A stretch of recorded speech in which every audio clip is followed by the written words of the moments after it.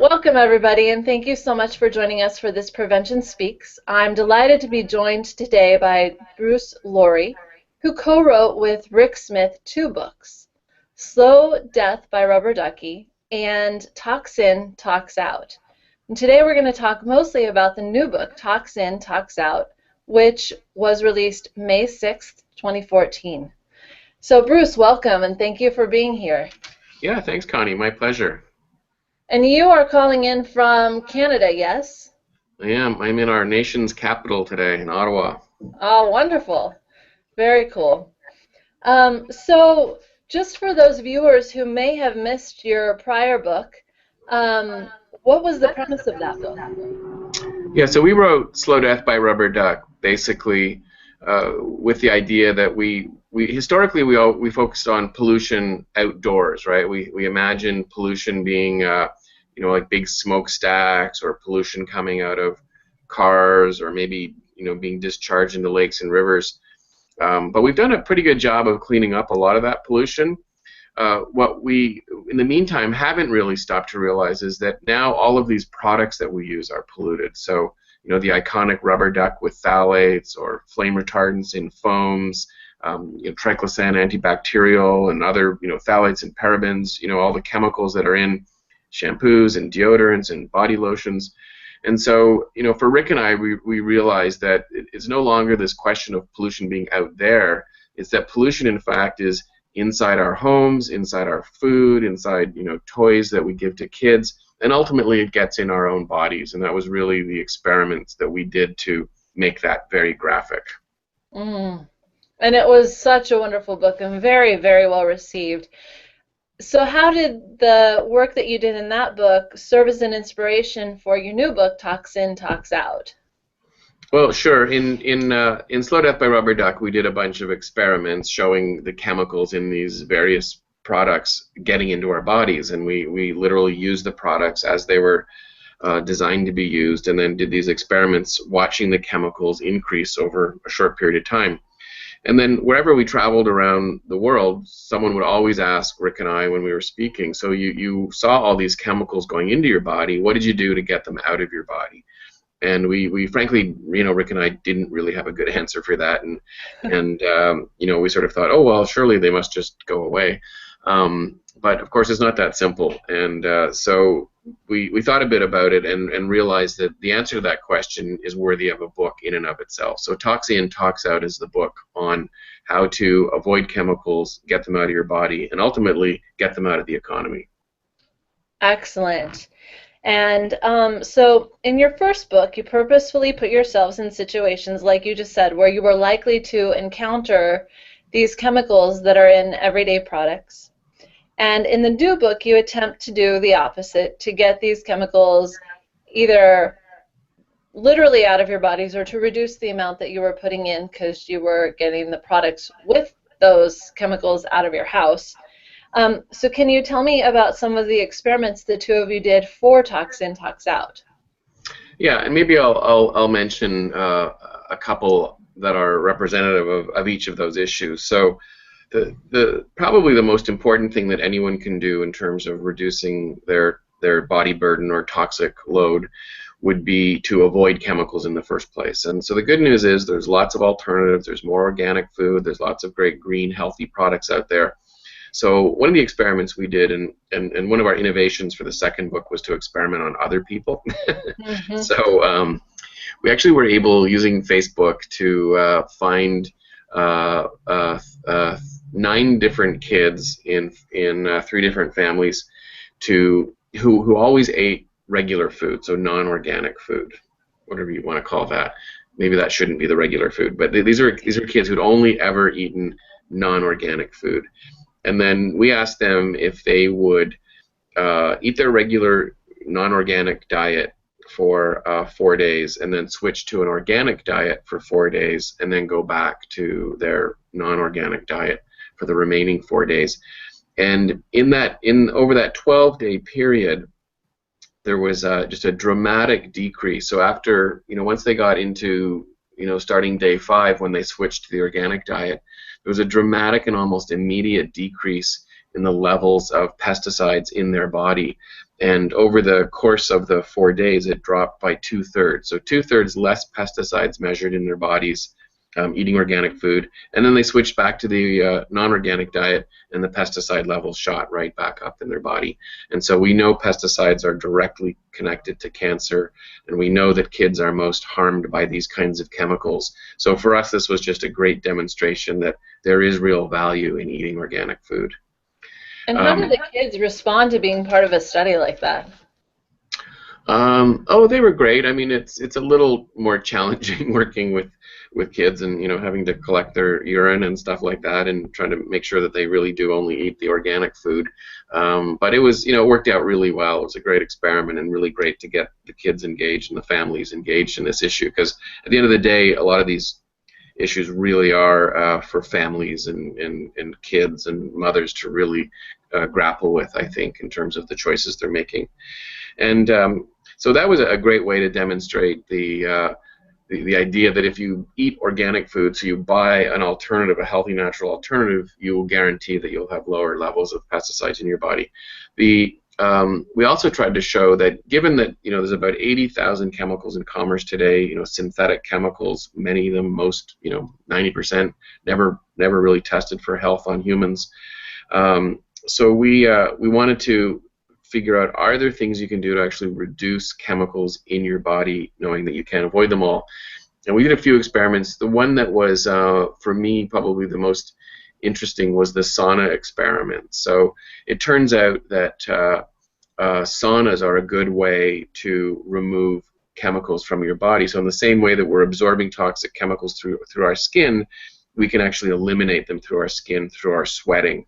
And so more and more alternative physicians and detox experts are using sauna as one of the treatments, and so things like BPA, so plastic, literally gets sweated out of your body when you're in a sauna. Wow. So that's really interesting, because we did, and you cited this in your book, with the Silent Spring Institute, a study with a similar design to the one you did with the pesticides, but we did it with BPA. And so we gave people all unpackaged foods for 3 days, and we took their urine when they ate their normal diet, when they ate the food we gave them, and again when they went back to their normal diet. And of course the BPA drops pretty rapidly out of the body when you take it away from the diet. Yeah.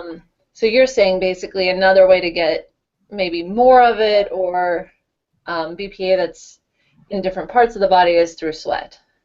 Exactly. So for example, take like in my instance, I go to great lengths to avoid chemicals in my daily life. That probably wouldn't surprise you, and I think I do a pretty good job of it in terms of how being able to make the choices in my home about the things that I'm buying.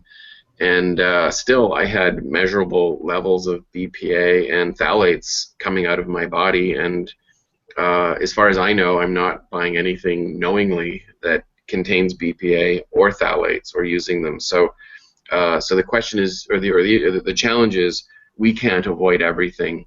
We're always going to be having some level in our body. Are there things we can do to even further lower what's in our body? And you had a very interesting experience with the sauna situation, right? Yeah, I mean, the funny thing is, I was all excited.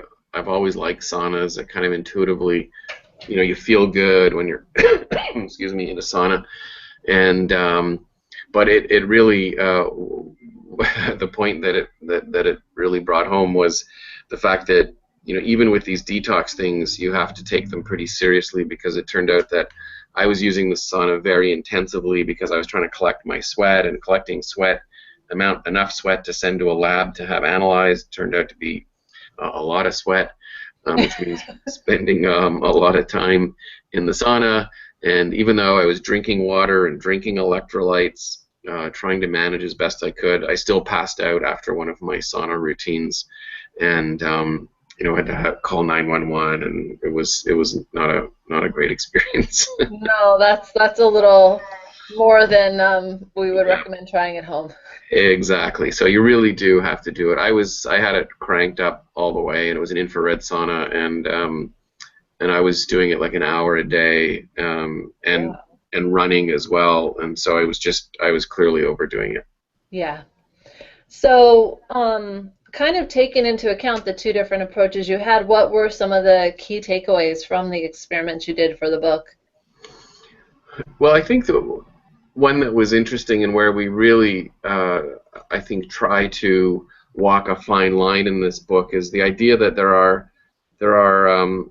uh, there's really there's sort of a spectrum in the medical community, right? So on one end, you might have very conventional physicians who don't really believe in alternative medicine, don't really believe in even, I would say, the seriousness about toxic chemicals, don't really believe the links between chemicals and cancer. And then there's, on the other end of the spectrum, people who are prescribing, crystals and, pyramids and, things which, and I put ionic foot baths in that category now, having done the research, like stuff that just clearly is just way too out there, and not evidence based, right? No scientific evidence that these things are detoxing you. And then there's this big fuzzy area in the middle where that in some cases it's very clearly going to be detoxing you, and in other cases, well, it's not exactly clear, the science isn't clear, but it seems to be detoxing you. So it's just having an open mind, and really balancing, where is the evidence and where is the, kind of the openness, so that you're not falling on either end of the spectrum. So that was really the fine line that I tried to walk writing the book, in understanding the various perspectives of different health practitioners, which I thought was for me, it was interesting. I learned a lot. And I guess another one somewhat related to that is this idea that our bodies are very different, right? You can't just take a cookie cutter and say, here's a human, here's a chemical, you introduce the chemical, they get cancer or they don't get cancer, or, they have some, reproductive problem, they don't have a reproductive problem. We all respond to chemicals very differently. We all have different biochemical makeups in our bodies, different compositions of elements and vitamins, and different experiences and exposures. So you can have somebody that is highly sensitive to a particular chemical, or highly sensitive to a response to a treatment or a non-response to a treatment. So it's really just this idea that we really need to think of ourselves as being quite, like individuals, even at the cellular, genetic, biochemical level, and so when you're getting treatments or you're talking to physicians, they might think of us all being kind of the same, or they might not have experiences that will help you. So it's worth talking to, say, alternative physicians that really understand this idea that we're all very different and we need to treat ourselves differently. So those are a couple things that struck me sort of more at a more thematic level in the book. Yeah, yeah, we talk about that issue you just discussed, that, even when we look at the research, we know that many of these factors that create risk for, health outcomes, they interact.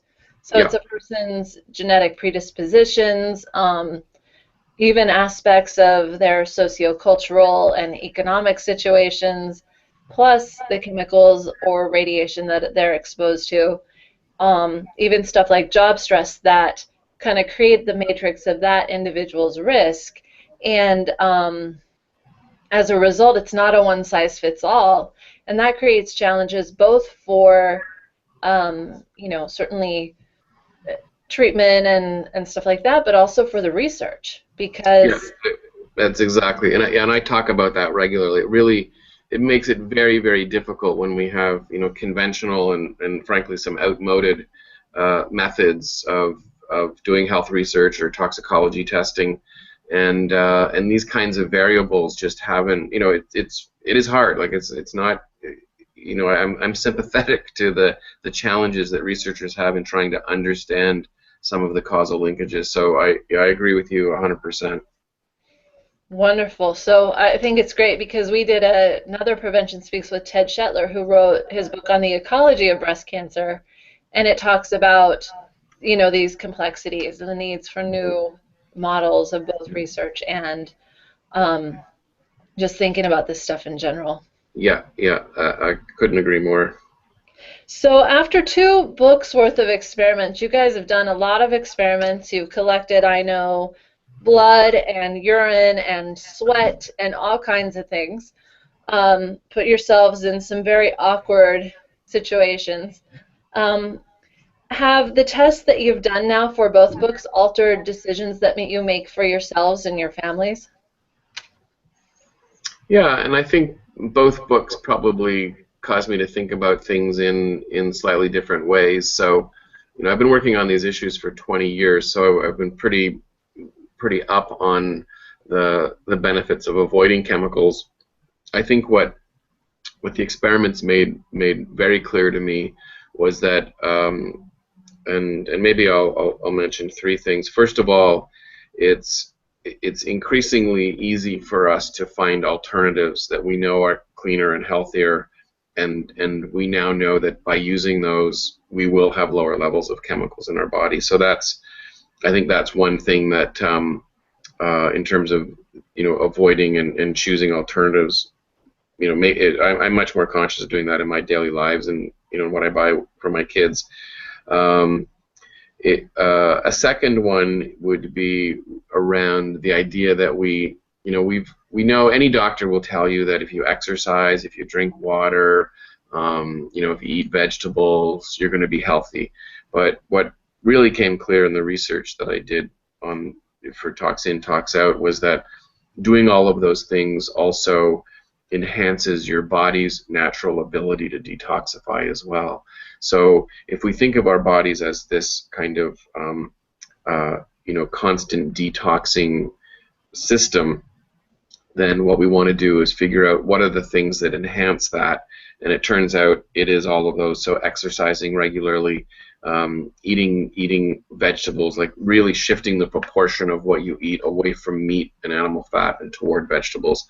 And so that's something I've definitely done in my diet.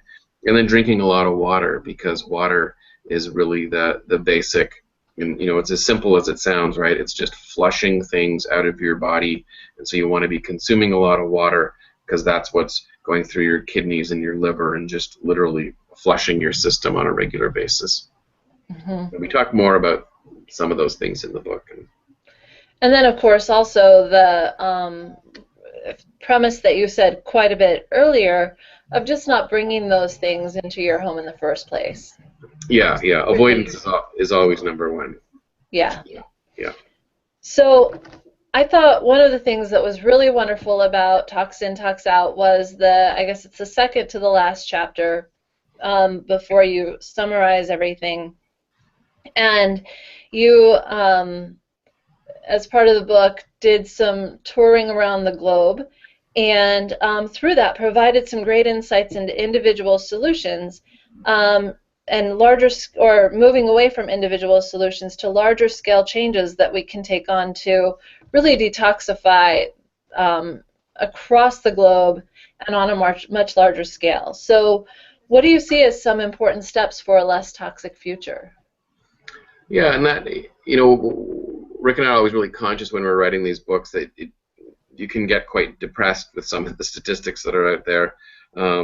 In this final sort of substantive chapter that you're describing, we really wanted to look forward in terms of what is the future of a cleaner economy and a green economy, and one of those things in specifically that's holds out some promise, but there's always risks with some of these things as well. But the promising side is that we can start doing chemistry differently. We can start making products differently and literally manufacturing chemicals in a different way. And there's a line in my book that I quote from Janine Benyus, who does the biomimicry work, and it was really brilliant stuff. And Janine said, "Life chose water," and I just love that line, right? Life chose water. And excuse me, the ending of that sentence is, life didn't choose petrochemicals, right? So, the water is the building block of life, just to stay on that theme with our own detox. Mm-hmm. And so there are now chemists, around the world trying to figure out how can we manufacture, the equivalent of plastics and resins and fabrics and the things that we use in society but have them based on water as the building block, not petrochemicals as the building block. So that's this whole emerging field of green chemistry, which is really exciting. Then there's big picture thinking around this idea of a circular economy. So rather than just this, linear throughput economy where you take a resource, you process it or refine it in some way, there's all kinds of emissions there. It goes into a product, we use the product, we throw the product out, it ends up in a landfill site, and then rather than reusing the resources, the byproducts like the chemicals that break down just end up going either into the atmosphere, into the water, and then we start ingesting it. So that's a dumb system, but it's the predominant system. So the circular economy is really how do you break that and just understand, looking at manufacturing the same way you'd look at an ecological system and always thinking about the reuse of materials. And then analogy with that one to mining, and so with metals, originally we go in, we mine those out, and now you talked about people going through landfills to remine tin cans and soda cans that had ended up in there, and it was almost like the same. Yeah, exactly. So we've done for many, many years a pretty poor job of recycling, and as these minerals become more scarce and the energy intensity and the water intensity around the processing and extraction of these metals is so huge that there is value in people going back and starting to literally mine landfill sites to get out, valuable metals or things like aluminum or more precious metals and things. So, which again is kind of a nutty idea, right? And I think my line in the book was something like, because this is all like needle in a haystack stuff, right? So finding a metal in the ground is needle in a haystack, the same way as it is in a landfill site. And so I think my line was, I guess they had so much fun doing it the first time around, they want to do it again. Yeah. It's just crazy. It's craziness. And then ultimately what we get is I think this idea that we can only do so much as consumers, right? Like green consumerism is great. There's lots of products, companies. Amazingly, to us, for Rick and I, just in the last few years, there's been some great announcements from major corporations like Johnson & Johnson and Walmart and Campbell Soup, and just in terms of their reduction of a lot of the chemicals we talk about.